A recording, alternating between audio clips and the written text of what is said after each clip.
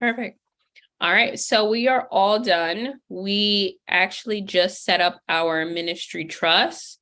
So we actually applied for our EIN and we became ordained ministers instantly. So we've done a lot in the last 2 hours. So now I'm going to open up the floor for Q&A. So if you have any questions about the ministry trust and what we went over in order to set it up, or the EIN application, or the ministry, the ordained minister application, go ahead and either put your questions in the chat or raise your hand or come off of mute.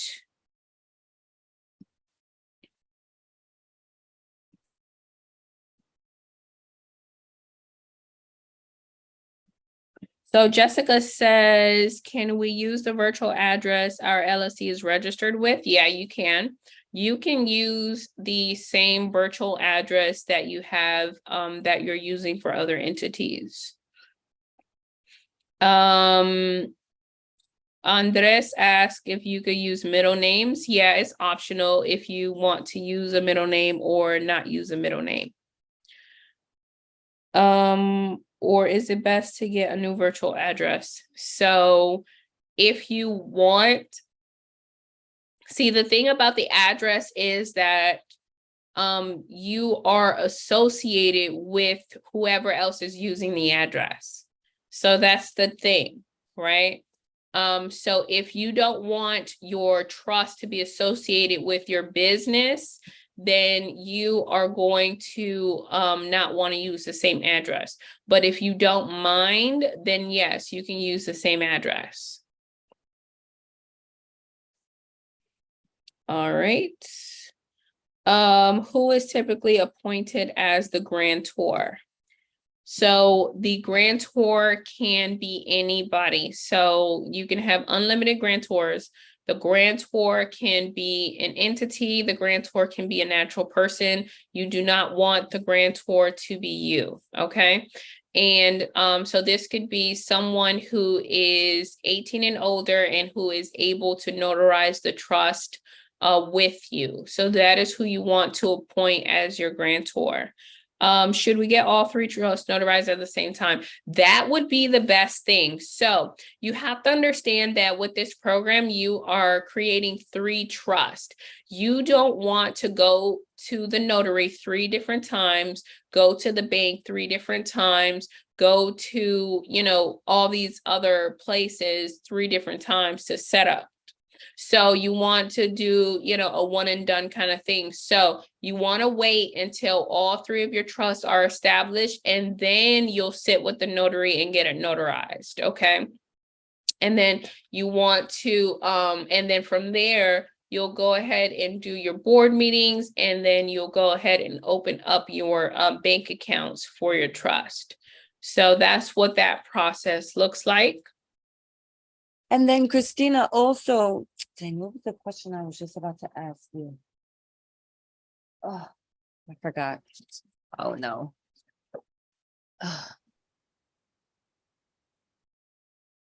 It'll come to me.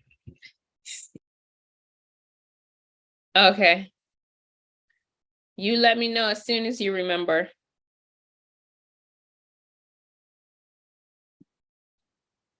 Let's see. Oh, I remembered. So does the notary get the, I know you said that our trust can be private. Does the notary have to see all of the pages? No. No. Yeah, so like, for example, the ministry trust is 59 pages. So I believe maybe 5 or 6 of the pages are notarized. So you're just going to provide them with those 5 or 6 pages. Okay, thank you. You're welcome.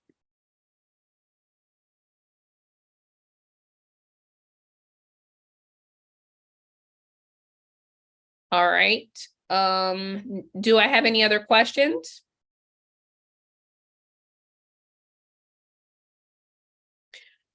So if you didn't get all the information from the training, as far as me going through the template, the replay is going to be available for you. So Aya is going to send the replay as early as tonight, if she is able to. And so go ahead and check out the replay if you missed a step, or if you needed some clarity, or to revisit and re-go through everything that we went through. Okay. I have a question. I think we might go Yeah. through this one of their days, but on all these trusts, you have, I guess the board of trustees, just like, well, I guess for you, do you actually have any people that you're actually employing to do this, or is this typically like you and like a family member? Or, I mean, it just seems, well, I mean, I just don't want to get into like, running 3 organizations and having multiple, I mean, having to do more paperwork than I already do with my S corp. Yes, I understand. So typically I have the same people that are on the board for all 3 of them. So they don't have separate board members. And right now it's me and a secretary. So it's like 2. And my ministry has 3. So, and one of my board members is my sibling, and the other one is a secretary. And then do you typically hold meetings? I mean, kind of like for all 3 of them, same time every year, or is it? Yeah, we're gonna do the meetings tomorrow. So you're gonna see how easy it is. And it's just, copy, paste, and you actually doing it. But a lot of the stuff is virtual, or you can hold your meeting, like you can do one day and you can just do them back to back. And so that's what I do. I do like if I was to do a meeting today, I would do a meeting today for all 3, and I would just do it back to back. So I'll do 12 p.m., 1 p.m., 2 p.m., and I'm done. Gotcha. All right. Yep. Perfect. Frank asked, how important is it to get all 3 trusts? It depends on your structure, right? So we have the 3 different trusts. So first off, I am a firm believer that you need more than one trust, okay? Especially if you have assets. So for example, if you have a business, then you need a business trust, because that business trust is going to act as the owner of that business that's operating, okay? And so that's going to be your first layer of protection in the event that your business is sued, right? You don't want them to come after you because your name is on the business. So you want to be able to conceal your identity, practice obscurity, and have your business trust be in that position that is the forefront out in the public dealing commercially, okay?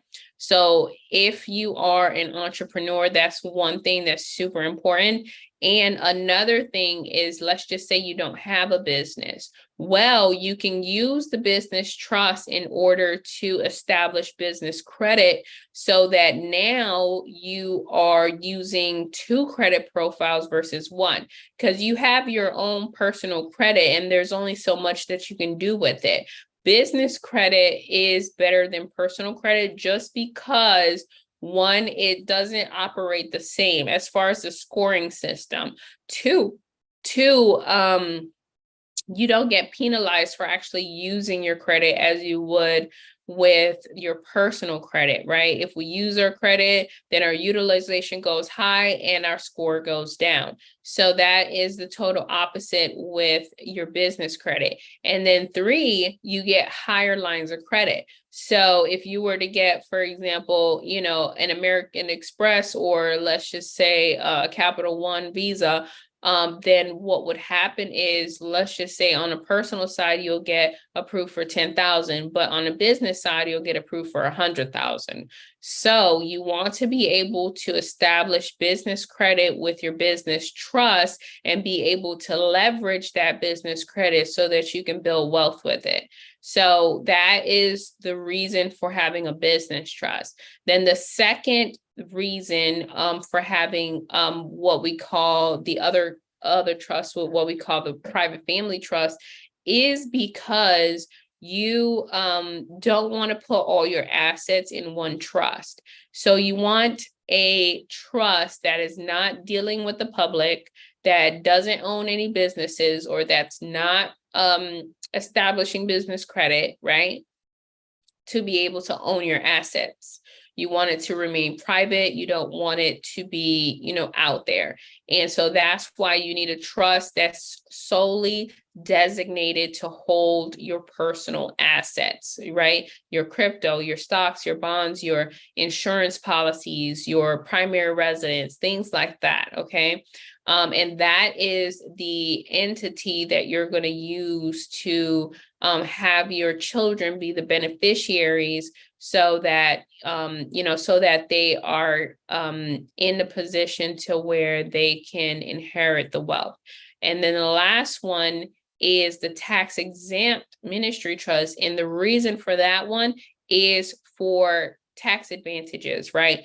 For the purpose of being tax exempt, so that you can reduce your tax liability, reduce the amount of taxes that you have to pay the IRS, right? So you need a nonprofit within your structure in order to be able to take advantage of that opportunity of being tax exempt, not having to file for federal taxes, and being able to put yourself in a position to donate your income to your entity. So that's why you need all three. But like I said, it depends on your structure, depends on your assets. Maybe today you might need two, and then eventually in the future you might need a third. Maybe today you'll just only need one. If you don't want to take advantage of the other ones as far as building credit or being tax exempt. What trust would you put the vehicle in? So the vehicle, I would put it in the business trust. That is the best one to put it in, not the family trust. I think that's it for questions. So do I have any other questions? It is 9 p.m. Dennis has a question. Are private credit numbers an asset to the trust? Private credit numbers, is that a CPN? Are you talking about a CPN? Yes. Perfect. So when you say, is that an asset, like, are you talking about like the profile or just the number? Well, I just want to make sure, is it just a asset, or it's going to be a conflict with the trust? Because, you know, like, you use your social security number, Mhm. and what if you use it? Can you use that? Is it necessary to use that for the private? You can. So are you saying, like, if you, because the trust is going to have its own number, right? The trust has its own 9-digit number, which is the EIN. Okay, good. I just want to make sure, you know, if that's necessary, or they will conflict with the trust. But No. so that makes sense. That makes sense. Yeah, it does it. And a lot of people, they either have CPNs or they have sole prop numbers. And so, for example, if you're going to the bank is going to ask you for the trust name and EIN, but then some banks will ask you for your personal information as the trustee. So they'll ask you for your name and your social. So if you don't want to put your social, you either use your CPN or your sole prop EIN number. You know, just to avoid you using your social in that situation. Okay. Okay, thank you.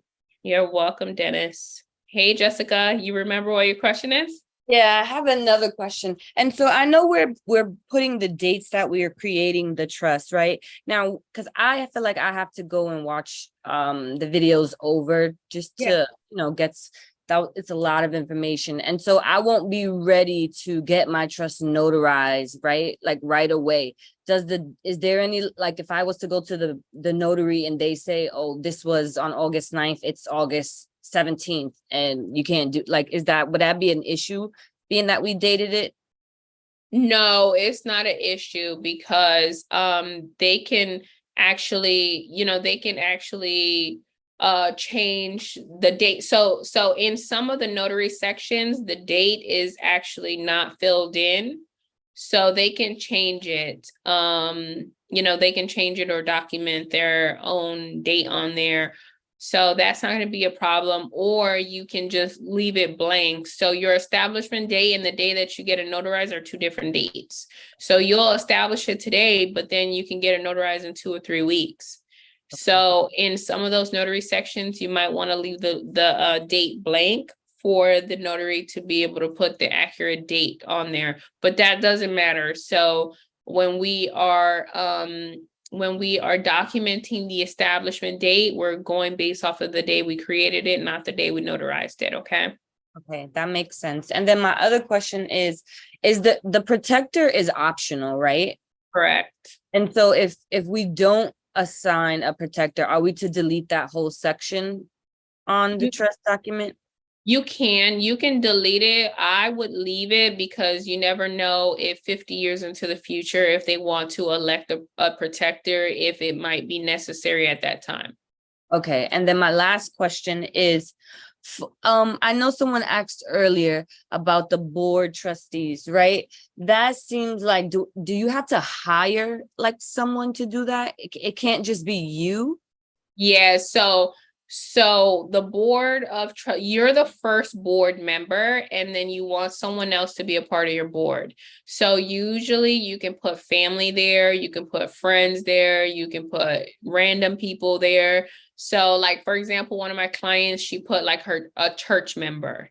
Another one of my clients put a college roommate, right? So you can put anyone on your board. But no, you don't have to hire them. You can, right? Especially like if you are running a business, right, with the business trust. And then one of those positions is that you have, a general manager, right? So that person is a part of your board, but they're also the general manager of the business, right? So you are going to be the first board member, and then you can put, you can put family in there. You can put whoever you want, really, but you don't have to, it doesn't have to be like a formal thing to where you're hiring employees and paying them. And they don't have to be there when you do the notary? Nope. Oh, okay. Yeah. Yeah. Thank you. You're welcome. You're welcome.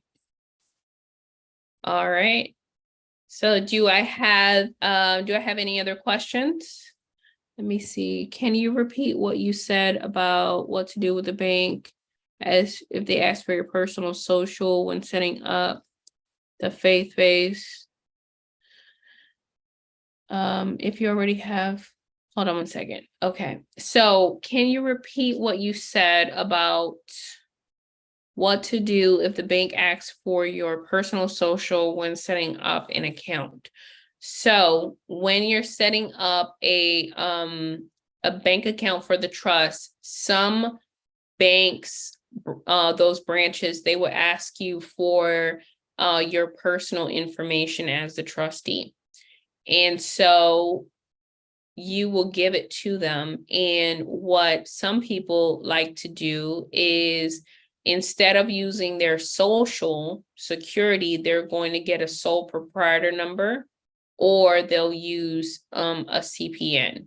So instead of you using your social, because it tracks back to you, you can use a sole proprietor number. And so I'll show you what that is. 1 second.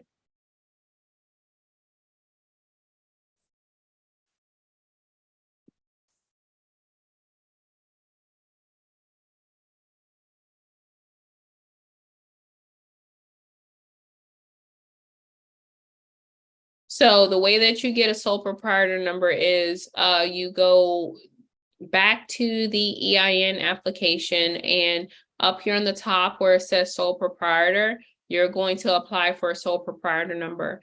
So it says here includes individuals who are in business for themselves or household employers, okay? So that means that it's 1 for individuals, 2, it's a 9-digit number that's identical to an EIN, that's identical to a social security number. And you can actually build credit with a sole proprietor number, okay? So if you wanted to, you could have credit on your personal social security, and then you can create a sole proprietor number where you would put, if they ask you what the name of the business is, you put your first and last name, and then they give you an EIN, and then you're able to create a new credit profile with your sole proprietor number. But every single time that someone asks you for your social security number, you can actually put your sole proprietor number instead of your social security number. So a lot of individuals opt to do that versus using their social, okay? So that's what I meant by that. The next question is, if you already have an LLC, how do you filter the money through the business trust? So with an LLC, you are going to do a Schedule C with your under your 1040, right? That's first and foremost. But because it's a pass-through entity, you can pass through all the money from the LLC to the owner, authorized member, manager, right? So that means that instead of you doing any deductions and stuff, what you're going to do is you are going to disperse 100% of the funds from the LLC to the business trust. And then once those funds are in the business trust, then you'll either do your deductions or you'll do the same thing and you'll disperse all the funds to the private family trust. But once the funds are distributed from the LLC to the business trust, then at that point in time, the business trust, the LLC is not going to pay any taxes because all the money went to the business trust, okay? So that tax liability is going to be 0. Do I still need my LLC? So if your LLC is operational, if you have history, if you're building credit, if all this stuff, you can choose to keep your LLC. If your LLC, you're not really doing anything with it, you can choose to dissolve it and just set up your business trust and operate your business trust. You have to understand that with an LLC, it is a statutory entity. So that means that the state has jurisdiction over your LLC. They have regulations and rules over your LLC. The LLC actually belongs to them because you went through the state in order to create it. So we think that we own the LLC, but it really belongs to the state because they can shut you down at any time. So they regulate your entity. So that's one thing that you want to consider when you're making this decision if you want to keep your LLC, because you don't need an LLC in order to operate business, right? You can just have your business trust and operate your business that way. But it also depends on the type of business that you are operating, right? Because if you have, for example, a hospital or a trucking company or, something dealing with, commercial stuff, like government contracts, stuff like that, then you want to have one of those statutory entities, okay? Next question, can you give us the PDF for the different chapters? Yes, I can. Thank you for reminding me. Let me grab that. I'm going to put it in the chat now.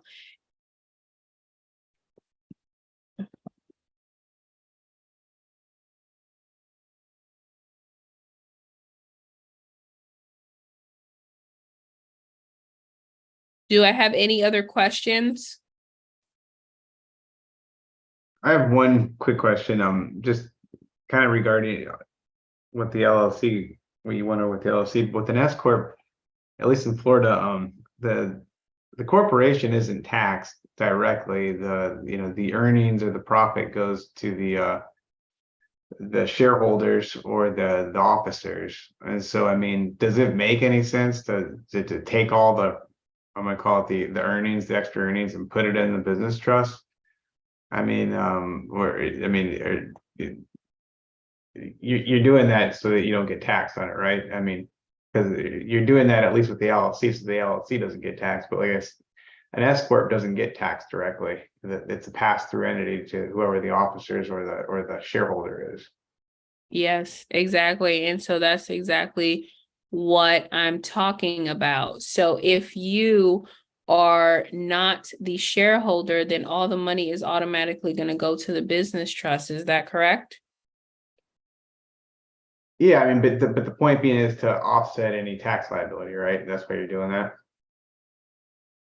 No, the point is for asset protection. It's actually both. So it's actually obviously for tax savings, but it's also for asset protection because currently you are the officer of the entity, right? Yeah. Oh, okay. Yeah, because you would put the trust as the officer and get yourself. I got. Yeah. All right. Okay. I got that. Yeah, so that's the number one reason. It's not tax purposes, it's asset protection. Absolutely. Okay. All right. Thank you. Yeah. Exactly. So that's an easy process, right? That you have an S corp and it's a pass-through entity. So all that money is going to go straight to the business trust anyways. And then from the business trust, then you'll be able to disperse it or you can do your deductions. So did you guys see what I put in the chat? I put the State Nonprofit Corporation Act. So go ahead and look up your state and then put the title and chapter. So some states have a title and chapter, some just have a chapter. So go ahead and put that in that section there, okay? That's what she's talking about, the number. Yeah, I went and put it in there for you, D.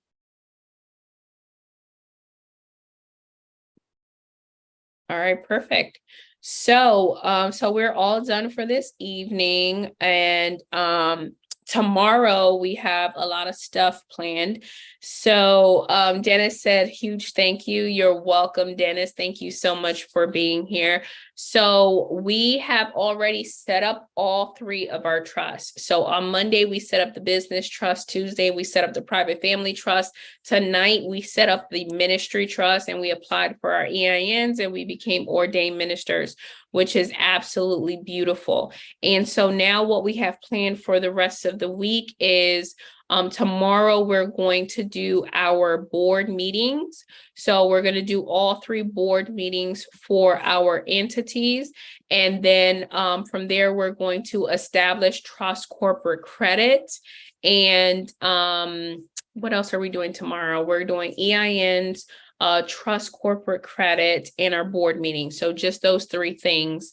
And then on Friday, we're going to do our third EIN. We're going to transfer all our assets. So we're going to transfer house, car, and company. And then we're going to touch on and learn about infinite banking. Okay. So I do have homework for you guys for tonight. So if you haven't joined the Facebook group, please join the Facebook group. And I want to know, since you are already done with your three trusts, when do you plan on getting your trust notarized? So go ahead and post in the Facebook group when you plan on getting your trust notarized, because we want to hold you accountable. We actually want, you to execute the information that you're learning on these workshops. And so we want you to be intentional about getting your trust notarized and going through the appropriate steps to start operating the trust as far as establishing your bank account and transferring assets, okay? So post in the Facebook group when you plan on getting your trust notarized, and then we will see you here tomorrow at 7 p.m. Eastern Standard Time. Aya will send you an email with all the resources and templates that you're going to need as far as us setting up our board meetings for our 3 trusts and applying for our EINs and establishing our business credit for our business trust, okay? And you will get access to the replay as soon as possible. So thank you all for being here this evening, and have a blessed night, and I will see you here tomorrow. Good night.